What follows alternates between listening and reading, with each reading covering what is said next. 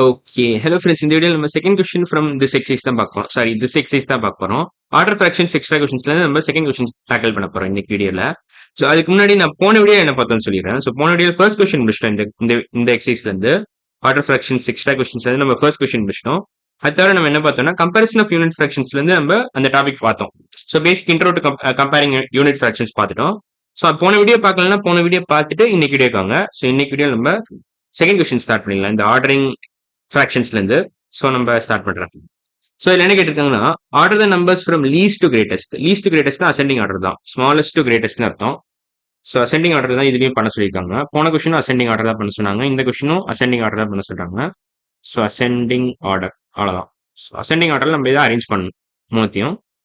So நம்ம இது பர்சன்ட்னு ஒன்று ஆக்சுவலாக ஒரு கான்செப்ட் இருக்கு. அதாவது எனிதிங் டிவைடட் பை 100 நீங்க பெர்சன்டேஜ்னு சொல்லலாம். அதாவது 73/100 நீங்க 73% அப்படின்னு சொல்லலாம். இதுதான் பர்சன்ட் மீனிங் சிம்பிள் பேசிக்கா.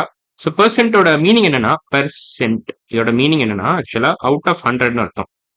Out of 100. So out of 100 நீங்க இது எப்படி இமேஜின் பண்ணலாம்னா ஒரு 100 மார்க் டெஸ்ட் இருக்குன்னா அதுல நீங்க 73 மார்க் வாங்குனீங்கன்னா அதை நீங்க 73%ன்னு சொல்லலாம். அதே சமயத்துல ஒரு 100 மார்க் டெஸ்ட்ல நீங்க 97 வாங்குனீங்கன்னா அது 97%ன்னு சொல்லலாம். அதே மாதிரி ஒரு 100 மார்க் டெஸ்ட்ல நீங்க வந்து 100 மார்க்ஸ் வாங்குனீங்கன்னா 100%ன்னு சொல்லலாம். ஸோ 100% வாங்கிட்டீங்கன்னா நீங்க ஃபுல் மார்க்ஸ் வாங்கிட்டீங்கன்னு அர்த்தம். அதே மாதிரி ஒரு 100 மார்க் டெஸ்ட்ல நீங்க 50 மார்க்ஸ் வாங்குறீங்கன்னா 50% வாங்கிட்டீங்கன்னு அர்த்தம். ஸோ ஹாஃப் த ஸ்கோர் நீங்க அட்டைன் பண்ணிட்டீங்க அந்த மாதிரி நீங்க சொல்லலாம். ஸோ அவுட் ஆஃப் 100 அதாவது நியூமரேட்டர் என்ன இருக்கோ அதை டேரக்டா நீங்க பெர்சன்டேஜ்ல எழுதலாம். ஸோ சப்போஸ் நீங்க டிவைட் பை ஏதாவது இப்ப x/100 இருக்குன்னு வச்சுக்கோங்களேன். நீங்க அதை x% சொல்லலாம். x%. ஏன்னா மீனிங் என்ன x அவுட் ஆஃப் 100ன்னு அர்த்தம். அதான் மெயின் மீனிங்.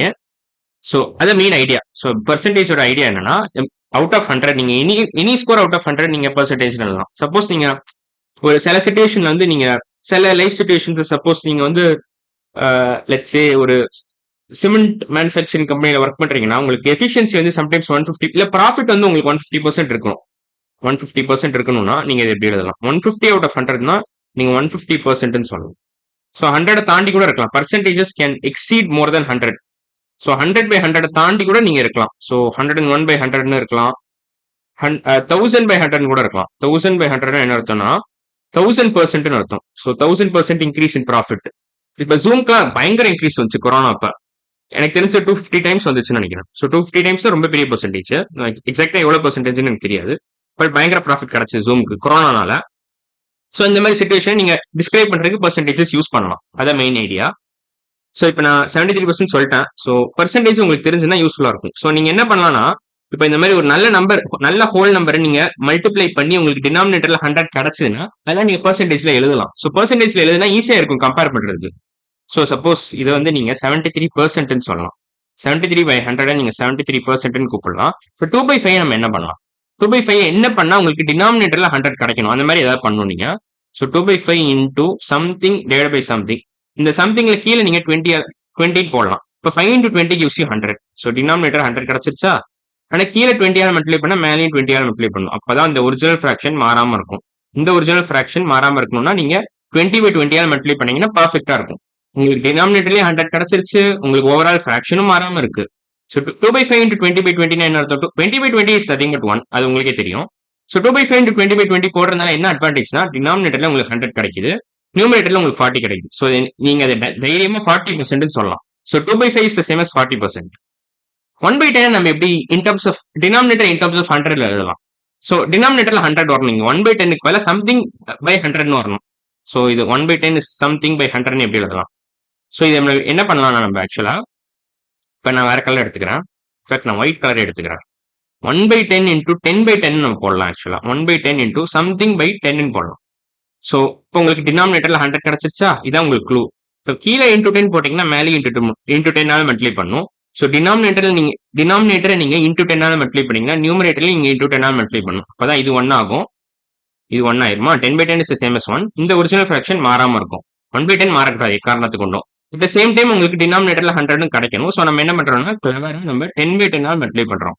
ஸோ 1/10 இன்டூ 10/10 என்ன உங்களுக்கு என்ன வரும்? உங்களுக்கு 10/100ன்னு வரும். So 10/100 is the same as 10%. 10 out of 100 நீங்க 10%ன்னு சொல்லலாம். 40 அவுட் ஆஃப் 100 நீங்க 40%ன்னு சொல்லலாம். 40%. 73 அவுட் ஆஃப் 100 நீங்க 73%ன்னு சொல்லலாம். அவ்வளவுதான். ஸோ 73% பெருசா, 40% பெருசா, 10% பெருசா? ஸோ இங்க 10% எழுதிக்கிறேன் ப்ராப்பரா. 10%. ஸோ இது மூணுத்தையும் கம்பேர் பண்ணீங்கன்னா இதுதான் இருக்கிறதுலே பெருசு, இது அடுத்தது, இது அடுத்தது. ஸோ இவங்க என்ன கேட்டிருக்காங்கன்னா அசெண்டிங் ஆர்டர்ல கேட்டிருக்காங்க. ஸோ 10%, 40%, 73% அப்படியே ரிவர்ஸ்ல எழுதணும். So 1/10 is less then 2/5 which is less than 73/100. அவ்வளவுதான், இதான் ஆன்சர். செகண்ட் கொஸ்டினோட ஆன்சர் இதான். பர்சன்டேஜ் டு சம் எக்ஸ்டென்ட் கத்துக்கிட்டோம்.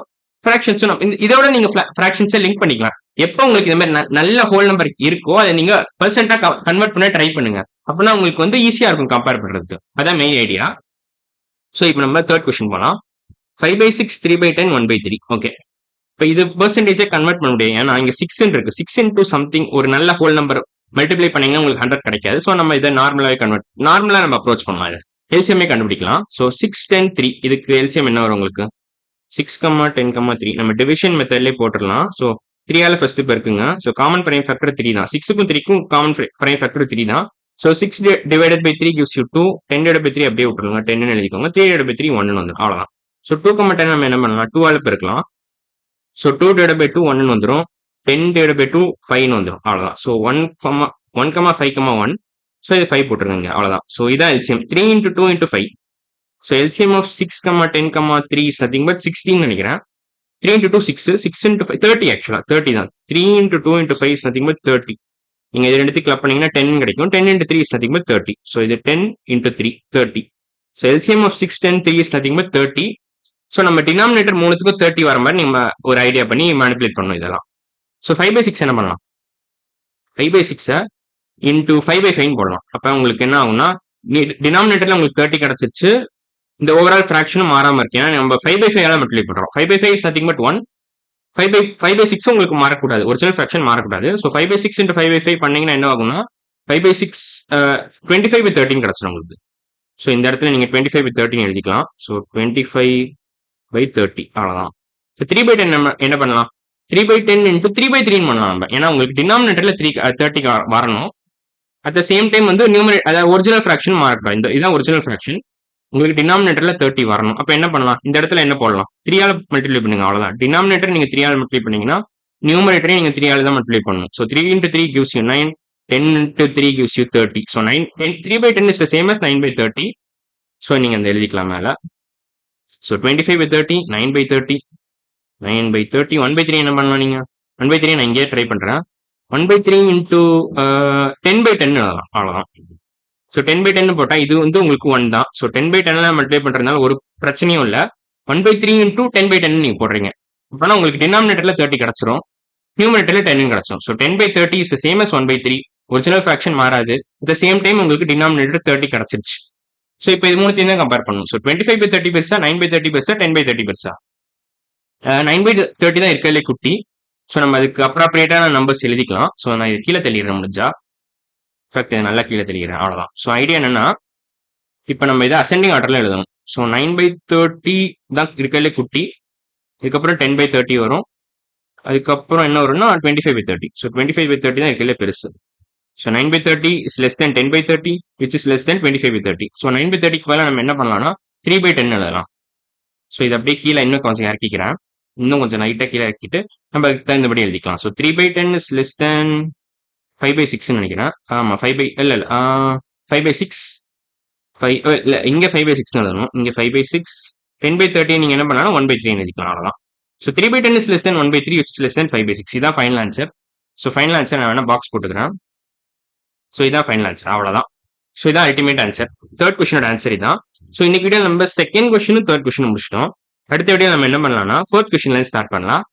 ஸோ இன்னைக்கு வீடியோ அவ்வளவுதான். அடுத்த வீடியோல பார்க்கலாம். பாய்.